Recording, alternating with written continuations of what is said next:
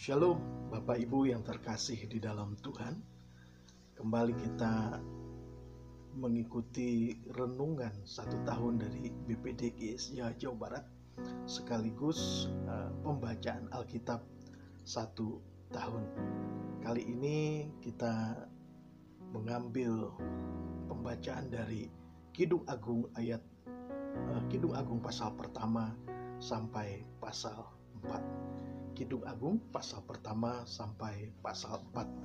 Tapi ada hal yang menarik dari pembacaan saya tentang Kidung Agung pasal pertama sampai 4, yaitu Kidung Agung pasal 2 ayat 8 sampai 17. Saudara, dalam Kidung Agung pasal 2 ayat 8 sampai 17, saya membayangkan satu suasana yang indah, suasana yang romantis, suasana yang begitu menyegarkan, yang melatar belakangi hubungan dua insan yang penuh dengan hasrat, penuh dengan cinta, penuh dengan kasih, penuh dengan keintiman. Kalau kita baca dalam ayat yang 11 sampai 13, saudara, karena lihatlah musim dingin telah lewat, hujan telah berhenti dan sudah lalu, di ladang telah nampak bunga-bunga. Tibalah musim memangkas, bunyi tekukur terdengar di tanah kita. Pohon ara mulai berbuah dan bunga pohon anggur semerbak baunya.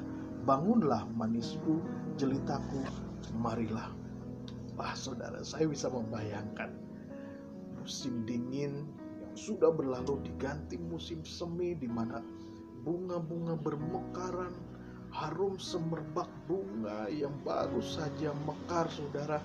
Dari bunga-bunga anggur, suara burung berkicau. Kalau di sini burung tekukur, wah begitu indah, begitu romantis, saudara. Namun suasana tersebut, saudara, itu dirusak oleh rubah-rubah.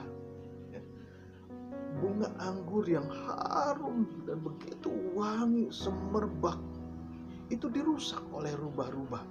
Kalau kita lihat ayat 15, saudara, itu ada rubah-rubah yang merusak. Namun yang menarik, Kidung Agung katakan rubah-rubah kecil. Dalam asumsi saya, saudara, ini dalam asumsi saya, tidak mungkin rubah yang masih bayi atau masih kekanak-kanakan, rubah yang masih kecil lah gitu ya, bisa merusak bunga-bunga anggur yang biasanya agak tinggi ya. Dalam pikiran saya ini pasti rubah yang sudah dewasa, minimal sudah bisa memanjat. Tetapi Kidung Agung katakan itu rubah-rubah kecil.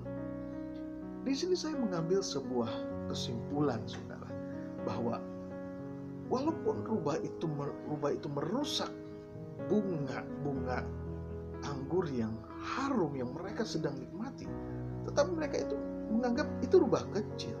Karena apa? Mereka fokus pada indahnya hubungan itu, pada keindahan, keintiman hubungan itu. Mereka fokus pada cinta yang besar yang sedang mereka alami. Dalam kehidupan kita ada kalanya saat kita sedang begitu intim, sedang indah di dalam Tuhan, mengikuti Tuhan, memiliki hubungan yang erat dengan Tuhan. Ada saja masalah, pergumulan yang mengganggu, saudara. Tetapi kita belajar dari Kidung Agung yang kita baca pada hari ini, bahwa mari kita melihat kasih Tuhan yang besar. Mari kita lihat kebaikan Tuhan yang besar. Mari kita fokus pada kuasa Tuhan yang besar. Kita tidak fokus pada masalahnya itu sendiri. Selama kita melihat pada kebesaran kasih kuasa Tuhan, maka masalah sebesar apapun itu menjadi kecil, dan pasti Tuhan berikan jawaban dan solusi. Selama Yesus milik kita dan kita adalah milik Yesus, semuanya pasti ada jalan keluar. Saudaraku yang terkasih dalam Tuhan, tetaplah fokus pada kebaikan Tuhan, tetaplah fokus pada kebesaran kuasa Tuhan. Maka saudara dan saya pasti mampu melewati masalah sebesar apapun. dan kita akan menikmati kembali hubungan yang indah, hubungan yang intim bersama Tuhan Yesus. Kiranya Tuhan memberkati kita semua. Amin.